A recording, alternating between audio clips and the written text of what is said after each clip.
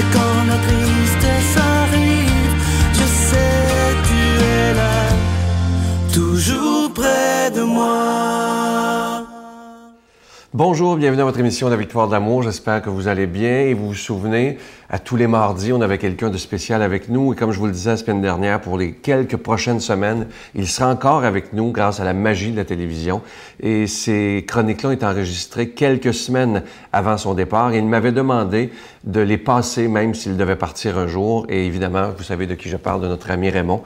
Et je veux vous remercier, je veux prendre le temps aujourd'hui de vous remercier de tous les messages que vous avez envoyés à La Victoire de l'amour, tout ce que vous m'avez envoyé sur Facebook, ça m'a tellement touché. C'est sûr que ça a été des moments difficiles pour moi, mais au moins on sait que Raymond est maintenant avec celui qu'il aime tant, Jésus de Nazareth. On l'écoute encore une fois.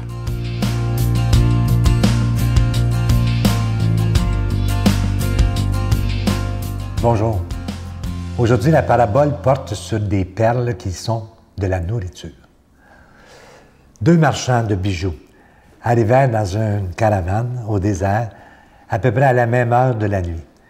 Chacun était parfaitement conscient de la présence de l'autre et tandis qu'ils délestaient leurs chameaux, l'un d'eux ne peut résister à la tentation de laisser une grosse perle tomber par terre comme par accident.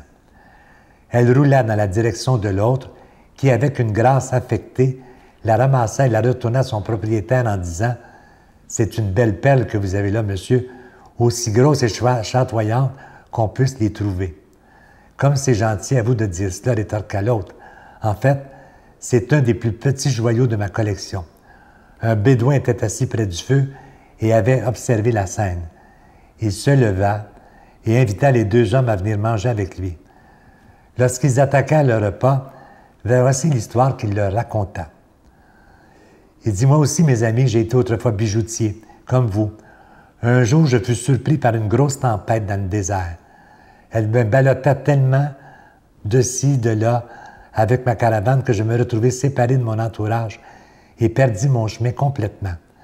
Les jours passèrent et je paniquai quand je me rendis compte que je tournais en rond, sans aucune idée ni de l'endroit où j'étais, ni de la direction à prendre.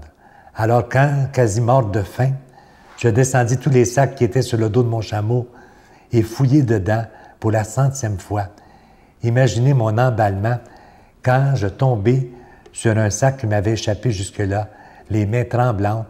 Je déchirai le sac dans l'espoir d'y trouver quelque chose à manger.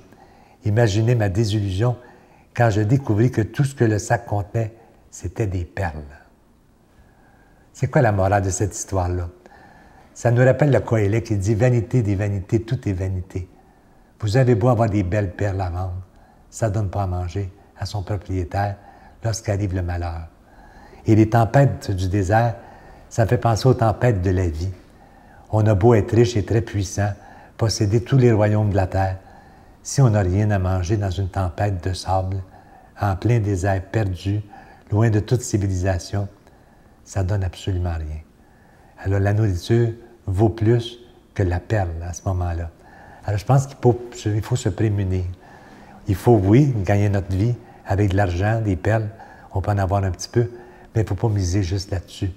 Il faut aussi miser sur la nourriture qu'on peut avoir besoin en cas de détresse. Et la nourriture que d'autres ont besoin aussi et qui nous réclament parce qu'ils n'ont rien à manger. On a beau leur donner des perles, ça ne donne pas à manger. Et ça me rappelle encore au Vatican, lorsque le pape a voulu se départir de toutes les richesses qu'il y a là, il a dit « Ça donne quoi d'avoir toutes ces richesses si les gens n'ont rien à manger? » Bonne journée tout le monde.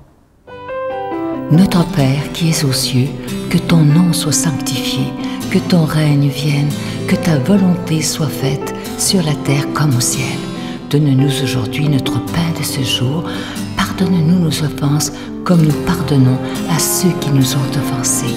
Ne nous laisse pas entrer en tentation, mais délivre-nous du mal, car c'est à toi qu'appartient le règne, la puissance et la gloire pour les siècles des siècles.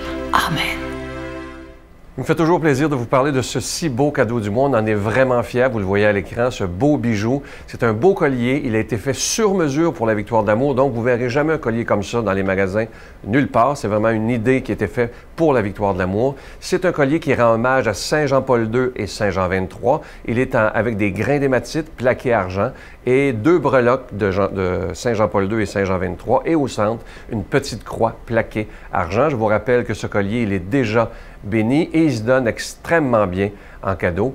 Et je vous rappelle que c'est avec un don de 25 $ et si vous en voulez 2, c'est avec un don de 40 $ pour ce si beau collier. Je vous rappelle que vous recevez un reçu pour fin d'impôt lorsque vous faites un don à la Victoire de l'amour, parce que je vous rappelle qu'on doit payer pour être à la télévision, que ce soit pour la production et la diffusion. Je vous donne l'adresse. La Victoire de l'amour, casier postal 120, succursale Boucherville à Boucherville, le J4B 5E6, je vous la redonne. La Victoire de l'amour, casier postal 120, succursale Boucherville à Boucherville, le J4B 5E6. Également par téléphone, par carte de crédit dans le 514-523-4433, 523-4433 ou sans frais, le 1-888-811-9291, 1-888-811-9291 et aussi sur notre site Internet, le www.lavictoiredelamour.org. Et je vous rappelle que le CD de l'abbé Raymond Gravel est toujours disponible parce qu'il y a beaucoup de gens qui nous appellent pour savoir est-ce qu'on peut encore avoir ce magnifique CD parce qu'il y a des gens qui l'ont eu et qui en veulent d'autres. Il est toujours disponible, La puissance de la prière avec notre ami l'abbé Raymond Gravel. Merci de tout cœur de votre grande générosité.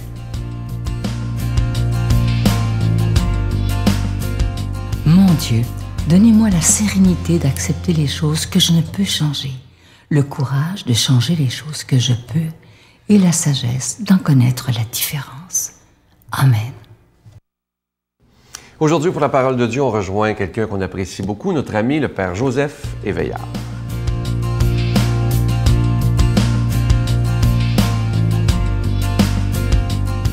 Que cette journée soit remplie de lumière, de la grâce, de bénédiction de la part de Jésus-Christ. Écoutons l'évangile de ce matin, tiré de Saint Matthieu. Jésus disait à ses disciples, « Amen, je vous le dis, un riche entrera difficilement dans le royaume des cieux. Je vous le répète, il est plus facile à un chameau de passer par un trou d'aiguille qu'à un riche d'entrer dans le royaume des cieux. » Entendant ces paroles, les disciples furent profondément déconcertés et ils disaient, « Qui donc peut être sauvé ?» Jésus les regarda et dit, « Pour les humains, c'est impossible, mais pour Dieu, tout est possible. » Alors Pierre prit la parole et dit à Jésus, « Voilà que nous avons tout quitté pour te suivre. Alors qu'est-ce qu'il y aura pour nous ?» Jésus leur déclara, « Amen, je vous le dis, quand viendra le monde nouveau, et que le Fils de l'homme siégera sur son trône de gloire, vous qui m'avez suivi, vous siégerez vous-même sur 12 trônes pour juger les 12 tribus d'Israël. Et toute personne qui aura quitté à cause de moi, de mon nom, des maisons, des frères, des sœurs, un père, une mère, des enfants ou une terre, recevra beaucoup plus, et il aura en héritage la vie éternelle. Beaucoup de premiers seront derniers, beaucoup de derniers seront premiers. » Parole du Seigneur, parole de vie, parole qui nous encourage. Depuis quelque temps, nous entendons parler de l'Évangile, de l'annonce de l'Évangile. Depuis quelque temps, nous avons entendu que c'est bon de proclamer l'Évangile dans la joie de recevoir cette parole, la joie que le bonheur que cette parole nous apporte. Mais aujourd'hui, c'est une page d'Évangile qui nous invite à retrouver l'essentiel même de notre mission sur cette terre. Merci mes amis, merci pour toutes les personnes qui prennent le temps d'écouter cette parole et la mettre en pratique. Ce matin, qu'est-ce que Jésus nous dit? Jésus nous dit que la richesse, les biens de la terre sont bons en soi. Mais ce que Jésus nous dit, c'est que la richesse, les biens de la terre, bien des fois, nous éloignent de Dieu. Les biens de la terre nous éloignent de la communauté. Les biens de la terre que nous utilisons chaque jour peuvent nous rendre avares. Alors, Jésus nous dit, attention, que nous sommes tous des passagers sur cette terre et que les biens de la terre doivent être au service et être utiles pour le bien de l'autre. Alors, Seigneur, la première chose que nous demandons ce matin, c'est de mettre au profit des plus petits, des veuves, des orphelins, ce que nous recevons de la terre. Merci, Seigneur. Deuxième chose, c'est que les apôtres du Seigneur, les disciples, se sont déconcertés quand Jésus a prononcé cette parole. Seigneur, nous avons tout laissé pour te suivre. Qu'est-ce que nous aurons en retour comme cadeau? Quelle est notre place dans le royaume? Et Jésus va dire, pour Dieu, tout est possible. Alors, combien de fois nous laissons nos maisons? Combien de fois nous devenons des prêtres, des monseigneurs ou bien des papes en pensant que c'est l'honneur, c'est la richesse qui va faire de nous des baptisés, qui va faire de nous, de notre position, à régner. Ce matin, Jésus nous dit que tout ce que vous faites, tout ce que vous allez faire en mon nom, ce n'est pas pour recevoir la richesse de la terre, c'est pour recevoir en retour dans la nouvelle Jérusalem, dans la nouvelle terre, la vie éternelle. Ça me réjouit parce que j'ai laissé mon pays pour être ici au Canada et être au service de cette Église. Et combien d'hommes, combien de Canadiens qui ont laissé leur pays aussi pour aller dans les pays du tiers-monde, pour apporter une parole d'espérance. Alors ce matin, Seigneur, deuxième chose, aide-nous à prendre conscience de cette réalité. Aide-nous à devenir petits, à devenir humbles. Parce que pour Dieu, tout est possible. Alors aide-nous aujourd'hui, en 2014, à devenir cette Église simple, humble, dont la richesse se trouve dans le cœur. Ce n'est pas cette richesse matérielle que nous cherchons, mais cette richesse, le trésor qui se trouve dans l'autre, dans mon frère, le trésor qui se trouve dans ma communauté, le trésor qui se trouve dans le cœur de cette personne qui ne peut rien m'offrir, mais qui est là, comme image et ressemblance de Dieu.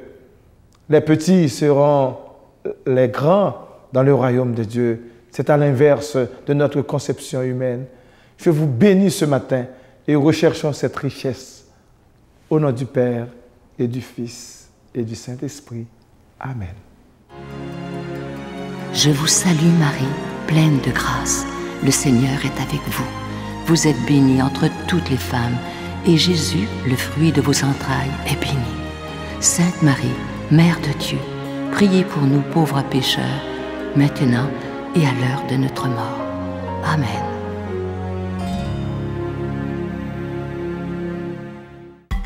Que tes îles sont belles, Seigneur. Venez vivre une semaine de réflexion spirituelle remplie d'amour et de paix, dans une ambiance fraternelle. Pour une 20e année consécutive, la Victoire de l'amour, en collaboration avec Voyage Intermission, vous invite à son ressourcement annuel à bord du Celebrity Reflection du 10 au 17 janvier 2015. Au départ de Miami, nous ferons escale à Puerto Rico, Saint-Thomas et Saint-Martin, en compagnie de Sœur Angèle, Sylvain Charon et la présence exceptionnelle de l'abbé Robert Jolicoeur.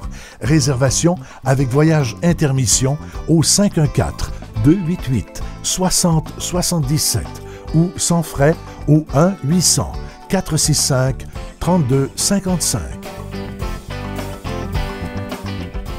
Il me reste que le temps de vous souhaiter une belle journée et comme je vous disais tantôt, il nous reste quelques semaines à pouvoir écouter Raymond dans ses belles chroniques. À demain. Et moi, plus tard dans ma vie, justement, avant que je travaille dans le milieu de la mode, j'ai fait ma propre traversée d'une dépendance. Ce n'était pas à l'alcool, c'est une traversée de la dépendance à la cocaïne. C'est une dépendance qui m'a coûté 5 années de ma vie et qui m'a pris 15 ans à revenir.